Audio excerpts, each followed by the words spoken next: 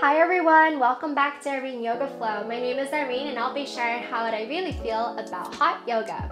So I've been really wanting to do a video about hot yoga for some time now, and after recently finishing Jerome Armstrong's Calcutta Yoga, I felt like this would be a really great time to talk about the roots of hot yoga as well as do a little bit of a mini book review. So there's going to be a lot of information in this longer video, so there are going to be timestamps in the description below. You can click to whichever section interests you the most, and I'm also going to be leaving a list of resources so that you can read, you can listen, and learn more about hot yoga and form your own opinion about it. So you may not know this about me, but my first yoga class was in high school, and it was a Bikram yoga class. My friend at the time brought me along, bring a friend for a free yoga class, and still remember there's carpet on the floor. It was in the mid-2000s when the trend for hot yoga was kind of at its height, and I just absolutely loved it. Like, I was obsessed with it. I did the 30-day challenge, and I remember one weekend I was away, so I did 3 back-to-back 90-minute classes because God forbid I not do a class. And even when I went back to my regular hot yoga practice a few years ago, I went to Isaac Garcia's backbedding retreat where we backbedded for 7 days. We walked our hands from the wall to the floor, and I puked on the second day. And so I'm sharing all this because I recognize that my hot yoga practice is a space of conflict for me, because I recognize it's not a trauma-free environment. And most importantly, I don't think it wants to be a trauma-free environment. Hot yoga, the way that Bikram teaches it and the way that his teachers teach it, is very aggressive. It's the school of tough love. And the heat is aggressive, and so are the teachers. This is not a place where people are inviting you to listen to your body and to go to your level. This is really a space where, and I've had teachers say this to me as recently as even just last year, where they say, you have to listen to me, you have to follow at the count of my voice, you're not doing what I'm telling you to do, and getting really anal and frustrated at students for that. For me, this is not a safe space. Most of the times, I'm used to it, which sounds sad to say, but I am used to kind of the militant boot camp style of yoga that Bikram promotes, and which is why I've been able to sort of detach a little bit away from it. And I also just want to share that Bikram, in the 1970s, when he published his yoga manual, he would call some of his students fat. And he brought that up even like in the intro to his book and was like, I totally am not going to say sorry for this. And he's like, people love me because I'm an asshole. And it's like, okay, like, you see, this is the kind of teaching that Bikram is teaching to his teachers. And those are the kinds of traits that these teachers think they need to give to other students in order to be charismatic, right? Like, if I'm an asshole, it's kind of funny, it's kind of levity, it's kind of breaking up the atmosphere of this room in some way. And so I say this because I do want to put a disclaimer, because hot yoga can be quite triggering, and there's a lot of problems with this practice. So I'm not endorsing or recommending you try a hot yoga class. I would recommend that you do some research before you take it, because I am concerned that if it is the first time you are doing a yoga class, or regardless if it's hot or not, it might turn you off from going to more classes in the future. It is such a shame, because this yoga is a medicine and it is a legacy from one of the great Bengali yoga masters of the 20th century, whose name is Bishnu Ghosh. So please, like, if you want to do your class, do some research, reach out to the studios, try to find out if they used to be a Bikram studio, and there's nothing wrong with that as well if they rebranded and they're just now hot yoga, but just find out what is the level of training the teachers have. I would be a little bit more cautious if most of their teachers have just had hot yoga trainings and they haven't had any other trainings outside of hot yoga, just because, you know, that is a whole subculture into itself. Hot yoga, for those of you who aren't that familiar with it, it is a set sequence that Bikram brought to the US in the 1970s. It's also called the 26 and 2, and so you might have seen this yoga class as a name in certain boutique trendy studios where they call this a 26 and 2, and that's really from Bikram, because he created a set sequence of 26 poses and 2 breathing exercises. Bikram created the sequence from his learnings with Bishnu Ghosh. And so there are similarities as well as differences between Bikram Yoga and Ghosh Yoga. But before I get to that, I want to share some biographical facts about him. So Bikram trained with Bishnu Ghosh for one-on-one yoga for 6 months before he went to Japan to represent Ghosh's College of India and teach yoga to Japanese students in Japan. Now, how did that happen? It was a stroke of luck. He wasn't the first pick, he wasn't the second pick. There are people high up with Bishnu that was like, he should not go, he is not qualified, he doesn't know yoga, he is not a yogi. And it was really just a stroke of luck that he was able to go. And also Bikram asked his friend, who was Vishnu's son, to put in a good word for him. That's how he ended up getting his first big break to teach yoga. So what was Bikram before? Well, and I quote this from Jerome Armstrong's book, he was a second-rate bodybuilder and weightlifter. So he was part of the milieu of Vishnu's gymnasium, where he was working out and meeting with people who were star pupils of Vishnu, whether they were bodybuilders or Kriya yogis. So he did get that environment. But in terms of his job, well, he was a masseuse. And so another thing to know about Bishnu Ghosh was that for his star pupils, or students that he really cared about and saw potential in, he would connect them to people that would be able to secure them a good job. So with Bikram, he was able to work as a masseuse to Bollywood stars. So that's really interesting, I thought, because it really does show that Bikram has always had a charismatic personality, and it's no surprise that he was such a hit with Hollywood stars in the 70s. Bikram, bodybuilder, weightlifter, not a yogi, at least not in his origin. There are some similarities with Bikram Yoga and Ghosh Yoga, but there are some differences, and most of those differences lies in Bikram's bodybuilding past. Bikram puts some mirrors in his studios, which is not a yogi thing, it's a weightlifter thing. He also says that they're 2 pranayama breathing exercises, and while the last one to finish off class is Kabbalah Bhakti breath, the one that we start class with is actually just a exercise, like a breathing exercise that is traditionally done in Bayam, which is like a traditional indigenous exercise to India. It doesn't have a yogic influence to that, but in terms of the similarities, the poses are similar. There's not, Ghosh as well as Bikram don't really teach planks or downward dogs, not really all about that. And there is stillness. So in the floor series, especially in Bikram's class, you will notice that there's a mini shavasana between each pose. And that's something that Ghosh was really a proponent and advocate for. But the major difference, I would say, between Ghosh and Bikram is that Ghosh, because he was a pioneer in therapeutic yoga, he really believed in personalized yogic prescriptions for people. So he would really promote yoga as a cure for diseases. And so people will come to him and be like, I need a yoga cure for constipation, I need a yoga cure for my asthma, my diabetes. And so he would work with them by giving them 6, 7, 8 asanas to work with every day for a period of time, and then they would come back to him, and from there they would work together. But as you can tell from the many times I said standard set sequence, Bikram offered one prescription, so to speak, to everybody. Doesn't matter what your body type is, doesn't matter what your constitution, your dosha is, like that is what you're getting. And he calls this yoga the McDonald's of yoga. Same sequence, same cues, same everything, right? And another little biographical element of Bikram that would be really remiss for me not to mention is that he is a sexual predator. And he used his position of power in order to influence female yoga teachers. And he really created this culture of complicity where the higher up teachers just turned a blind eye and didn't want to say anything because they wanted to be part of that inner circle. And to me, this really shows how un-yoga-like Bikram is. And I don't want to negate anyone's healing and anyone's spiritual awakenings, but to me personally, he is not a guru. He is really not even a spiritual teacher. I see him as a fitness teacher, a very charismatic one with a boot camp-like style of teaching.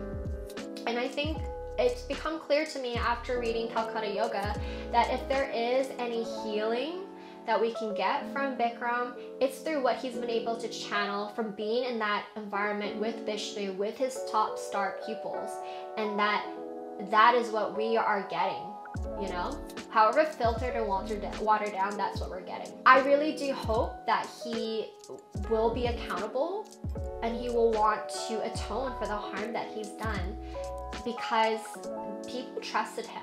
People trusted him and they did find healing from him, and they've been harmed, right? And they've survived, but scary to me that he's still teaching. He's been run out of the US. Like, I don't think he returned, but it's scary to me that he is still teaching teacher trainings in Mexico and places like that. So a lot of this information that I just shared has been from the well-researched Calcutta Yoga. And so now it's book review time. So Calcutta Yoga, it's not really a book about Bikram. It's really a book about Bishnu, Ghosh, Yogananda, and Buddha Bose. Like, that's where most of the history lays in the book. So it's really about the influential yoga families of the 20th century.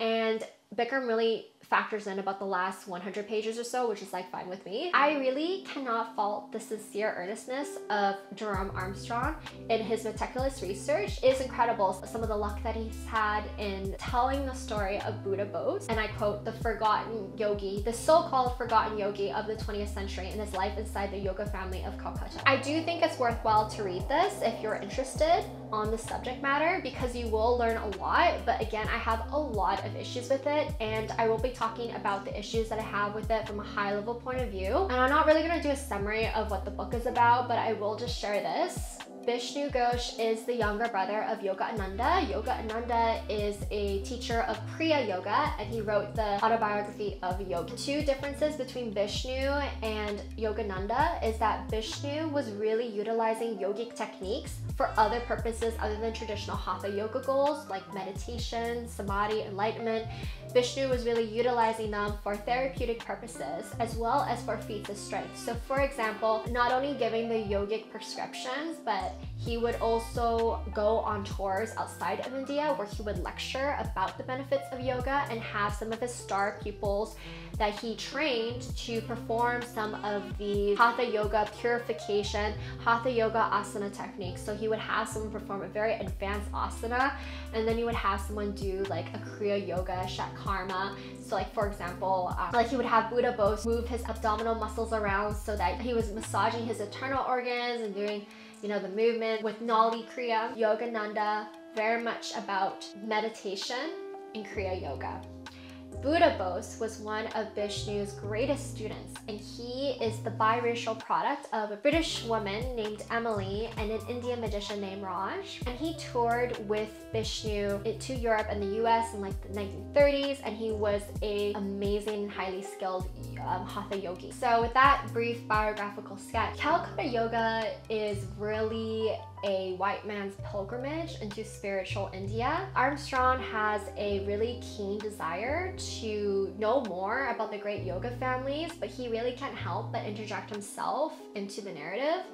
I didn't find it fascinating and I didn't relate more, and it honestly just felt weird sometimes when I would see touristy photos of himself in these places that had historical significance. Like, I didn't need to see him, for example, in what used to be Vishnu Ghosh's gymnasium. Like, I just wanted to see the gymnasium itself. I felt like that came out of his desire to be a discoverer of treasure, and by treasure I mean knowledge, of wanting to bring back this knowledge, and it just felt a little bit neo-colonial to me at times. I also felt like his desire to not politicize Yogananda as well as just everyone that was in his story very interesting, and I really do think that his desire not to politicize things was a politicization in and of itself. You know, he really wants to push this agenda of East plus West equals the best of the two things, and he is neutral about the impact of British colonialism and post-colonial Indian society, and I think that that is a major failing of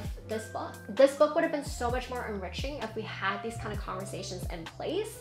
And I also found that it was incredibly disrespectful because he claims to revere the yoga practice so much. It just felt a little bit dishonest. Yeah, it just felt incredibly disrespectful because yoga that we've inherited in the West is a product of colonial trauma, and you cannot bypass that, right? Like, you cannot ignore that. Some other things that kind of bothered me about the book was that Armstrong kept stating that Yogananda was not a political figure, that he was a pacifist that's very neutral. Multiple times Armstrong really wants to make it clear to the reader that Yogananda was not political at all, was very neutral about things, and I would really challenge that claim because I think that there's so many ways to be an activist, and I don't know why he doesn't want to think of Yogananda as one when he has met with political figures, you know? On this note of how much more richer this story could have been, is that I really did wish that there was some examination into Yogananda, Bishnu Ghosh, and Buddha Bose's proximity to whiteness.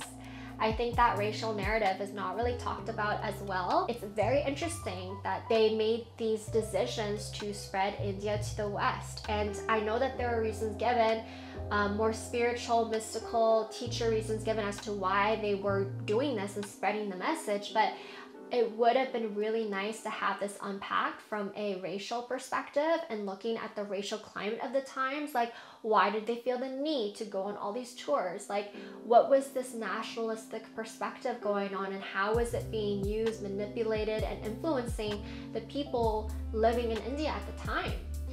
It was just really a missed opportunity, I felt. And also, this became clear to me when Armstrong really tried to make Buddha's father figures a big issue for his developing psyche.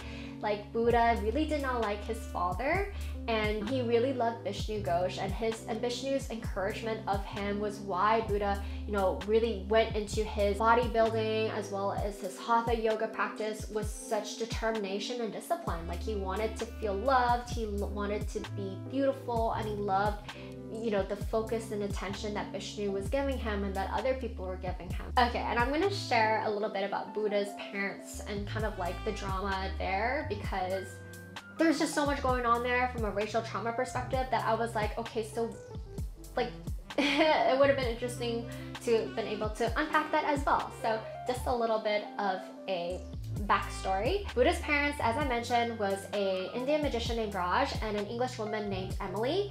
And Raj was in England performing as a magician, and Emily wanted to hang out with him, and they became a couple that performed on stage. Well, when Emily became pregnant with one of her first children with Raj, her father was not happy with that because it was the 1920s, and he basically cast her out and disowned her. It was that point in time the couple went to India, and so they decided to move back to India. And it turns out that Raj already had a wife. He was essentially a bigamist living dual lives. Like, he would spend his days with Emily and that household, and then he would retire at night to his Indian wife and his Indian household. And so this went on for a while, and Emily discovered that, there was another wife, but then the straw that really broke her back was knowing that she and the other wife gave birth at the same time to babies. And so she decided, like, she wanted to go back to England, and she asked her dad for some money for the travel fare. And her dad was still pissed off enough at her that he was like, no. And then I think he gave her like £5 as like an insult. And it was really only Raj's father who stepped in and helped Emily have the travel fare, because he wasn't happy about the situation either. And so Emily went back to England, but as sort of like a truce, or sort of like an agreement, unspoken of agreement, she left one of the kids, and one of the kids she left was Buddha. So yeah, like, I feel like some of this tension with his dad might have been because he is a product of a white woman and an Indian man at a time when racial couplings were so bad that like people would disown their kids for it. Like, how does that not play into his desire to want to be beautiful, to be proud of his lineage, right? Like, why did he go so deeply into hatha yoga and bodybuilding? No, that's not really talked about in the book. But it was interesting because Buddha's brother actually looked up to Raj, and he glorified him. And this is actually a bone of contention between the two brothers, because even though Buddha's brother in England actually had a stepdad who is white, he loved Raj. Meanwhile, Buddha, who lived with Raj, was just so over Raj and was like, no, like, he sucks. Like, why are you worshiping him? So yeah, that was interesting. Armstrong talks a lot about Buddha's background, his lineage, Vishnu's lineage, and there's definitely like a trajectory. There's like this fame, this rise, this like, oh, Buddha was on the cusp of being known in the West, and things happen, and then he's not, and he's kind of forgotten. And so there is this push by Armstrong to make Buddha into this tragic figure that's been forgotten in history's annals, but I don't really see that. And I really do have to question his intent in making this narrative about the East and this narrative about great yoga families seem like a specter, a shell of their former selves in glory. I don't know why the East has to be seen as this like place where there's no innovation really happening in yoga. It seems a little bit of a colonial perspective for me that I didn't really agree with. And one of the reasons why I didn't agree with that was because I felt like Buddha did live a pretty full life. I mean, one of the things that happened to him was that he was in a plane crash with the creator of Star Trek, which isn't the thing that makes his life full. Well, not that's the Star Trek thing, but he was able to recover from a debilitating spinal injury as a result of that plane crash. And he did it by making a trek to the holy Himalayas where he had a vision. After having the vision where he was instructed to repeat certain mantras 6,000 times or something, he was able to heal his spinal injury. And after that, he would always return each year to make his yearly pilgrimage to the Himalayas. And he did it so much so that he was able to make a film about it and show his spots and show that film to different areas in India because he recognized that not everybody could physically make out that trek. And I found that was just so beautiful, and I was like, I want to go to the Himalayas now. And I haven't even seen the film, but I was like, oh, that sounds so good. Just because the West doesn't know Buddha's name doesn't mean that he didn't have people in his life that loved him, that didn't have people in India who revered him, who recognized his talent and his skills. And I don't think it makes him any less than, which sometimes I felt like Calcutta Yoga was trying to do in a way. And two other things about Calcutta Yoga. One, I don't think Jerome Armstrong likes the idea of arranged marriages because he basically implies that arranged marriages is why the family is cursed for Buddha. And the other thing is he really doesn't like chai, and he makes a point on 2 separate occasions to be like, I don't like tea, but I'm just gonna have it anyways because I'm in India.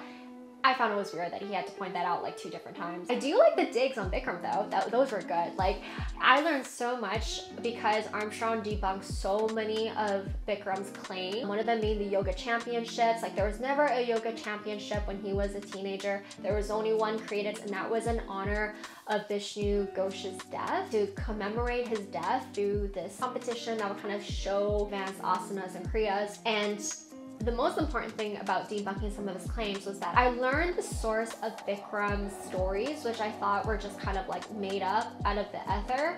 But Armstrong does a very convincing argument about how he's taken those stories from Bishnu Ghosh's top students and made them into his own. So taking the life stories of like Buddha Bose's spinal injury, 𝕤𝕚𝕟𝕬𝕟𝕠𝕨's scientific experiments with the heart and connection with doing yoga exercises. So I really do appreciate Jerome Armstrong for writing Calcutta Yoga, and I would recommend it for people, but I would just say that please keep yourself critical because there are definitely things to be critical of, and I wouldn't want you to just read this book and just accept everything as the truth because there's definitely problems that I see with his interpretation of things. Ooh, okay, so that was a lot. If you want to do hot yoga, there are just some things that I want to share to be mindful of because there's a lot of misinformation out there. So one of them is he does not make it easier for you to stretch if you're going into that class and that's the first time you're stretching in your whole day. Heat is going to trick you into thinking that you are loosened up and limber, and it's only after when you're cold and your muscles are stiff again that you may have realized that you overdid it, or you might have overdone it during class. So that's just something to be mindful of. The weight that you lose is mostly water weight, so it's very, very easy to gain it all back. The same sequence with the same cues. Now, what's the problem with that? Because I'm sure that if you go to certain teachers or certain styles of yoga, like Ashtanga primary, it's the same thing, same counting over and over again.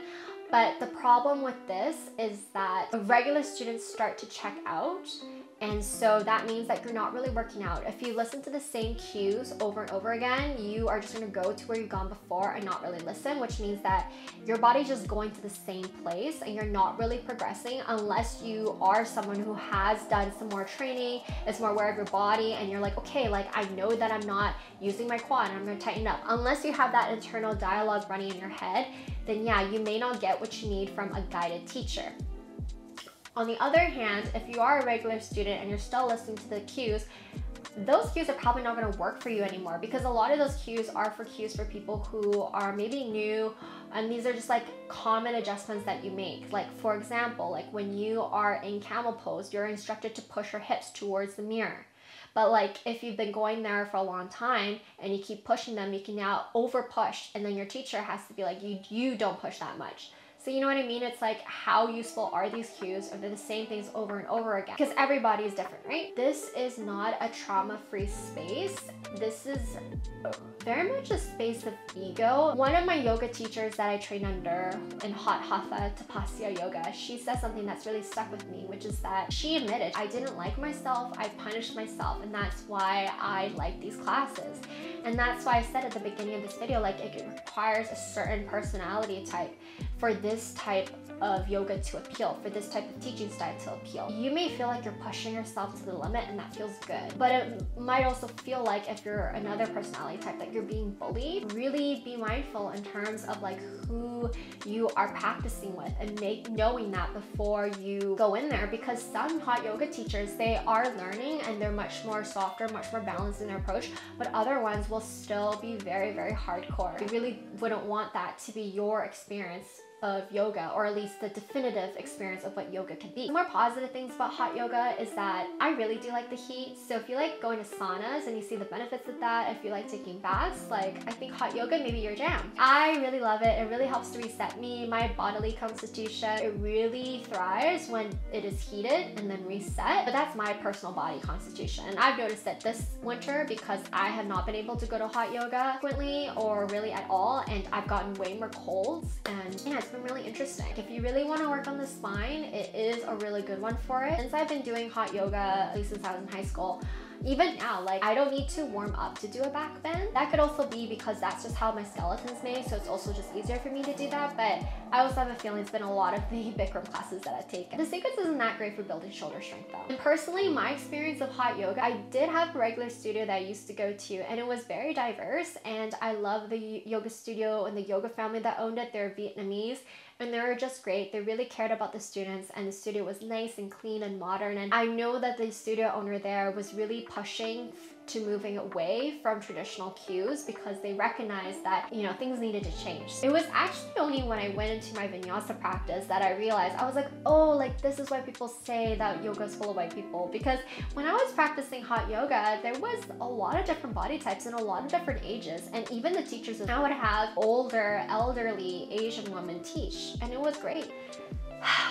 That was a lot of talking. Yeah, but let me know if you have any questions or any comments. Please do let me know in the chat below. All right, bye for now.